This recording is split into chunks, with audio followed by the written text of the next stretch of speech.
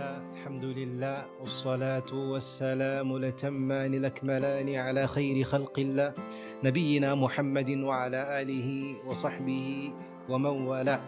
عباد الله، ishimwe ikuzo bikwiriye Allah subhanahu wa ta'ala, amahoro n'imigisha bisakari kubasozereje umwana n'abahanuzi nabiyina Muhammadin sallallahu alayhi wa sallam, nabiwe n'abasangiranye ndobe n'abamukurikiye n'abazakomeza kumukurikira kuzageza ku munsi w'imperuka. Dusaba Allah subhanahu wa ta'ala ko yadushyira muri abo ngabo, Allahumma amin.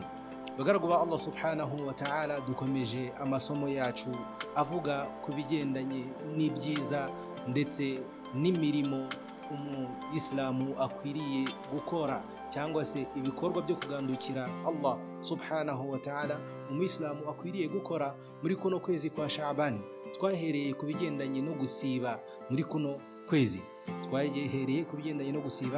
kuno kwezi, ndetse no mu masomo yacu yatambutse twabonye ko intumwa y'Imana Muhammad sallallahu alaihi wasallam yajyaga isiba muri uku kwezi. Tunabona nuko intumwa y'Imana hari igihe yajyaga imara isiba igihe kirekire kugeza ubwo abasangira ingendo bayo bakeka yuko itazongera gusibuka, ndetse ikanasibuka kugeza ubwo bakeka ko itazongera gusiba. Ndetse tunabona zimwe mu mvugo za bamwe mu basangira ingendo y'intumwa y'Imana batinye Allah subhanahu wa ta'ala, bakanakabya mu kugandukira Allah subhanahu wa ta'ala, bakumva ko bagomba kwiberaho ubuzima bwabo bwose basiba badasiburuka. Intumwa y'Imana nabwo icyo yabasubije twarakibonye. Twabonye ko yababwiye yuko umuntu asiba ubundi akazasiburuka, yarangiza akaryama ndetse akanasara ibihagararo by'ijoro. Uku niko ibikorwa byo kugandukira Allah subhanahu wa ta'ala bikorwa. Ntabwo umuntu ubuzima bwe bwose ananiza umubiri we kugeza ubwo akora ibada gusa ntagire igihe cyo kuruhuka. Turakomeza kuri uyu munsi mu kiganiro cyacu cya kabiri tuvuga amma siyamu nabiyyi sallallahu alayhi wa sallam min ashhuri sanati. Twavuze ko kandi nanone tuzifashisha igitabo Lataifu al-Ma'arif fima limawasimi al-ami min al-wadhaifi. Iki ni igitabo kivuga imirimo n'ibikorwa bikwiriye kuranga umugaragu wa Allah subhanahu wa ta'ala muri kino gihe turimo, cyangwa se mu bihe byose by'umwaka. Ni igitabo cya Zainuddin Abul Faraj Abdurrahman ibn Ahmad ibn Abdurrahman uzwi ku izina rya Al-Hafiz ibn Rajab. Arakomeza agira ati, naho ukuntu intumwa y'Imana Muhammad sallallahu alaihi wasallam yasibaga mu mezi agize umwaka, fakana yasumu min Sha'ban. Ukwezi kwa Sha'ban iyo kwageraga, intumwa y'Imana yaragusibaga ikagusima iminsi myinshi kuruta andi mezi yose agize umwaka, keretse ukwezi kwa Ramadan. Fafi sahihain, tubisanga mu bitabo bya Bukhari na Muslim muri hadithi ya Aisha radiyallahu anha qalat, yaravuze ati, ntabwo nigeze mbona intumwa y'Imana Muhammad sallallahu alayhi wa sallama istakmala siyama shahrin qatun illa Ramadan. Ntabwo nigeze mbona intumwa y'Imana isiba ukwezi kuzuye guhera ku tariki ya mbere kugeza ku ya 30 cyangwa se ku ya 29, uretse ukwezi kumwe konyine, ariko kwezi kwa Ramadan. Wama ra'aytuhu fi shahrin, kandi ntabwo intumwa y'Imana nigeze nyibona hari ukwezi isibamo iminsi myinshi mu mwaka nk'uko nayibonye isiba mu kwezi kwa Sha'ban, ariko kuno kwezi turimo kwa karindwi mu mezi ya Hijri. Zada al-Bukhari fi riwayatin, Al-Bukhari mu gitabo cye as-Sahih mu yindi mvugo yongeye hagira ati, kana yasumu Sha'ban kullahu. Intumwa y'Imana yajyaga isiba Sha'ban yose. Wali Muslimin, no mu mvugo ya Muslim fi riwayatin yaravuze ati, kana yasumu Sha'ban kulluhu. Yaravuze ati intumwa y'Imana yajyaga isiba Sha'ban yose. Kana yasumu Sha'ban illa qalila. Agakomeza avuga ati intumwa y'Imana yajyaga isiba Sha'ban uretse iminsi mike. Wa fi riwayatin lin-Nasa'i, nanone mu yindi mvugo iboneka mu gitabo cya Sunan an-Nasa'i ituruka kwa Aisha, yaravuze ati, kana ahabba ash-shuhuri ila rasulillahi an yasuma Sha'ban. Amezi intumwa y'Imana, ukwezi intumwa y'Imana yajyaga ikunda gusibamo kuruta andi mezi kwari ukwezi kwa Sha'ban. Kana yasiluhu bi Ramadana. Akavuga ati ahubwo intumwa y'Imana yajyaga igukurikiza Ramadan, yaragusibaga kose ikakurangiza ubundi igahita isiba Ramadan. muri iyi mvugo ya An-Nasa'i ni kuvuga wa an ummi Salama. Nanone hadithi yaturutse kwa Aisha na ummi Salama, bombi ni abagore b'intumwa y'Imana Muhammad sallallahu alayhi wasallam, qalata, baravuze bati intumwa y'Imana Muhammad sallallahu alayhi wasallam kana yasumu Sha'bana illa qalila, yajyaga isiba ukwezi kwa Sha'bani uretse iminsi mike. Bal kana yasumuhu kulluhu, bati ahubwo yajyaga inagusiba kose. Wa an ummi Salama, nanone hadithi yaturutse kwa ummi Salama wenyine, qalat, yaravuze ati ma ra'aytu Rasulallah sallallahu alayhi wasallam yasumu shahrayn mutatabi'ain illa Sha'bana wa Ramadan, ntabwo nigeze mbona intumwa y'Imana Muhammad sallallahu alayhi wasallam isiba amezi abiri akurikiranye uretse amezi abiri ni Sha'ban ndetse n'ukwezi kwa Ramadan. وقد رجح طائفة من العلماء منهم ابن المبارك, kugeza ubwo bamwe mu bamenyi batandukanye harimo Ibn al-Mubarak ndetse n'abandi batariwe bavuze yuko intumwa y'Imana Muhammad sallallahu alayhi wasallam lam yastakmil siyama Sha'ban, bavuze yuko intumwa y'Imana, kubera ko tumaze kubona imvugo z'intumwa y'Imana zigaragaza ko yajyaga isiba ukwezi kwa Sha'bani kose, ndetse twabonyemo n'izivuga yuko nta kwezi yigeze isiba kose usibye ukwezi kwa Ramadan. Mu kubihuza rero, umwe mu abamenyi batandukanye harimo Ibn al-Mubarak n'abandi baravuze bati mu guhuza izi hadithi zombi zigenda zimwe zivuga ko yasibaga ukwezi kose, izindi zikavuga ko itigeze isiba ukwezi kose keretse ukwezi kwa Ramadan, abandi bakavuga ko na Sha'ban yisibye yose nkuko tubigaragaje hejuru.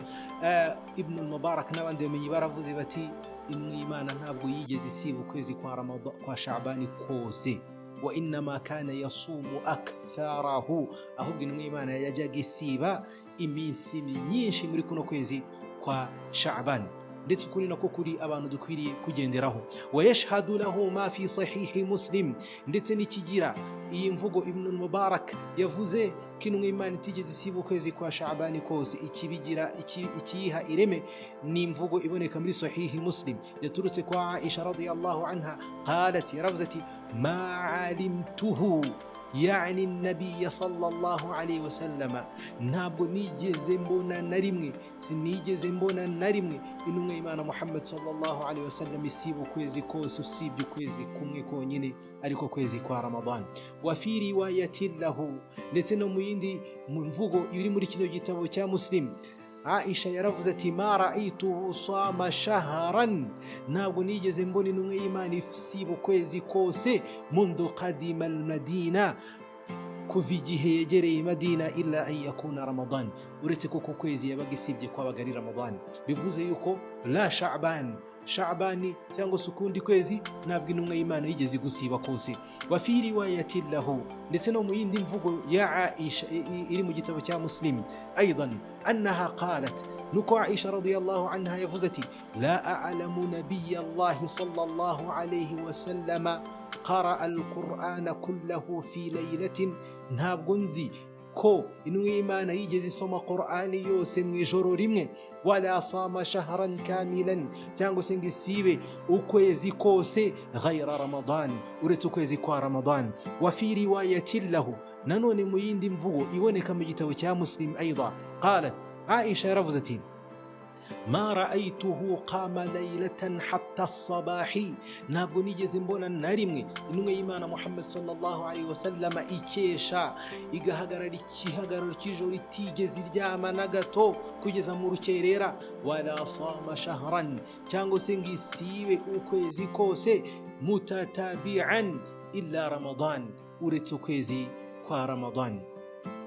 وفي الصحيحين نتنم بتوب يا بخاري ومسلم عن ابن عباس من حديث يتلسك ابن عباس قال يرفزتي ما صام رسول الله صلى الله عليه وسلم شهرا كاملا نبقى نغيمان يجزي سيبو كويزي كوسي أكوكوا كباية غير رمضان ورسو كويزي كوا رمضان. وكان ابن عباس نتي كبيريا يوم هانفو ابن عباس رضي الله عنه ابن عباس كان يكره أن يصوم شهرا كاملا غير رمضان ntabwo yajyaga yishimira kuba umuntu uwo ari we wese yasiba ukwezi kwa kose ngo akuzuze nta munsi n'umwe asiburutsemo keretse ukwezi kwa Ramadan, ashingiye kuri izi mvugo z'intumwa y'Imana Muhammad sallallahu alayhi wasallama no kuri ibi byaranze intumwa y'Imana Muhammad sallallahu alayhi wasallam. Warawa Abdurrazzaq fi kitabihi, na Abdurrazzaq mu gitabo cye yakiriye imvugo igira iti: Ibn Jurayj nawe yikuye kwa Ata qala yaravuze ati kana Ibn Abbas yajyaga yanha an siyami shahri kamila, abuza abantu gusiba ukwezi kose. Wa yaqulu, yarangiza akavuga ati liyasumhu illa ayyama, mujye musiba ukwezi, musiba iminsi myinshi, ariko mureke mugiriye musigamo musiburuke. Wa kana yanha an ifradi al-yawmi kullama marra bihi, wa kana yanha an ifradi al-yawmi كلما مر به وعن صيام الأيام المعلومة. ndetse nanone ntago yajyaga yishimira ko umuntu yafata iminsi runaka akayigira umwihariko mu kuyisiba. wakana yaqul la tasum ayyaman ma'luma, nimukajye mufata iminsi muyigira umwihariko wo kuyisiba mudafite aho mubikomora. fa in qila, umuntu aramutse yibajije ati كيف كان النبي صلى الله عليه وسلم يخص شعبان بصيام التطوع فيه مع أنه قال أفضل الصيام بعد شهر رمضان شهر الله المحرم.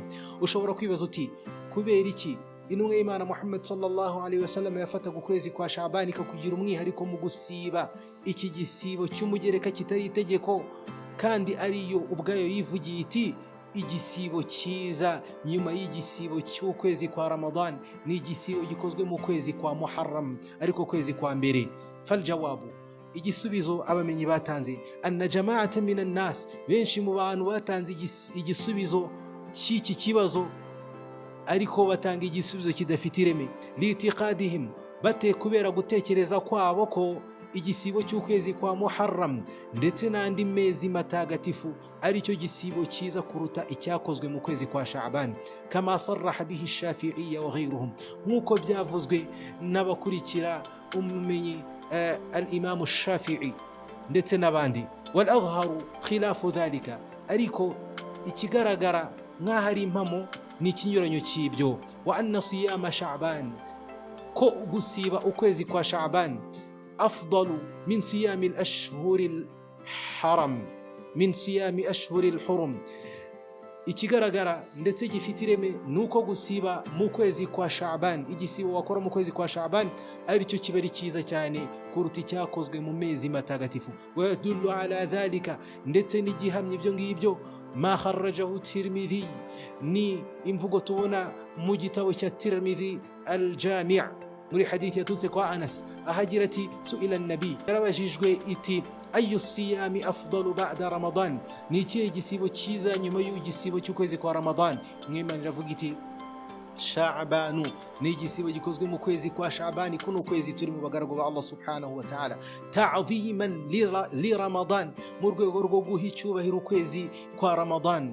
wa fi isnadihi maqal, ariko muri imvugo mu ruhererekane rwayo harimo zimwe mu mvugo z'abamenyi zigaragaza ko yaba idafite ireme. wa fi sunan ibn Majah, nanone mu bigaragaza ko ukwezi kwa Ramadan kwa Sha'ban ariko gufite ireme ni imvugo yagaragaye mu gitabo cya Sunan ibn Majah, anna Usama, ko Usama kana yasumu al-ashhur al-hurum, yajyaga siba amezi matagatifu. faqala lahu Rasulullah, Imana iramubwira iti sum Shawwalan, jusiba ukwezi kwa 10 Shawwal. fataraka al-ashhur al-hurum, areka gusiba mu mezi matagatifu azwi. fakana yasumu Shawwalan hatta mat, yajyaga siba Shawwal kugeza pfuye. wa fi isnadihi irsal, ni imvugo mu ruhererekane rwayo harimo ukutuzura kwarwo, ibyo bita mursal. wa qad ruwiya min wajhin akhar ya'duduhu, ariko iyi hadithi yakiriwe mu bundi buryo buha imbaraga iyi tubonye. wa innama kana kadhalika li annahu yali Ramadan, igihe imbaraga uku kwezi kwa Sha'ban nuko kuno kwezi kwa Sha'ban ari ukwezi gukurikirana Ramadan, kama anna وإنما كان كذلك لأنه يلي رمضان من بعده icyahaga imbaraga igihe imbaraga kuno kwezi kwa Shawwal gukurikira Ramadani no kuba kugusiba nimwe Imana yarabwiye uyu musangira ngendo wayo ko agomba kugusiba nuko kuno kwezi gukurikira Ramadan kama anna Sha'ban nuko Sha'ban banziriza Ramadan wa Sha'ban afdal kandi Sha'ban niyo nziza kuyisiba lisiyami rasulillahi sallallahu alayhi wasallam lahu duna Shawwal ukinwe Imana arisibaga ntisibe ukwezi kwa Shawwal fa idha kana siyama Shawwal afdal min al-ashhur al-hurum niba rero ukwezi kwa Shawwal ariko kwiza nkuko intumwe Imana yabujije uriya musangira ngendo wayo gusiba amezi matagatifu ahubwo ikamutegeka gusiba ukwezi kwa Shawwal gusiba rero ukwezi kwa Sha'ban ari nako intumwe Imana koko yajyaga isiba byaba ari byiza cyane kuruta fadhahara bihadha anna afdal at-tatawwu'i kubera iyo mpamvu igisibo cy'umugereka cyiza ma kana qariban min Ramadan biragaragara kari igikozwe hafi y'ukwezi kwa Ramadan qablahu wa ba'dahu mbere yaho ndetse na nyuma yaho wadhalika multahaqun bi siyami Ramadan li qurbihi minhu kuko bigendana n'ukwezi kwa Ramadan kubera ko kwegereye ibyo bisibo watakunu manzilatuhu min as-siyam bikamera nkaho agaciro k'iki gisibo cya Sha'ban ukoze muri kuno kwezi kwa Sha'ban bimera nk'imigereka nk'iswala za qabliya na ba'diya ya za sala zimigereka ukora mbere y'isala y'itegeko na za sala zimigereka ukora nyuma y'isala y'itegeko مع الفرائض قبلها وبعدها بكبها إمبرغ إتجسيب وشكوزي شعبان وكذلك صيام ما قبل رمضان وبعده فكما أن السنن الرواتب موكو بيزغ النيزا كو إزي صالة زمجركا زكرغن بري يصالة يتجكو أريزو sunna nziza cyangwa se amasengesho y'imigereka meza kuruta ayandi ni nako bimeze kuri kino gisibo cya Sha'ban kubera yuko kibanziriza Ramadan ndetse kinategura umugaragu wa Allah subhanahu wa ta'ala kuzasiba mu kwezi kwa Ramadan. هذا والله أعلم وصلى الله على سيدنا محمد وعلى آله وصحبه وسلم والسلام عليكم ورحمة الله وبركاته.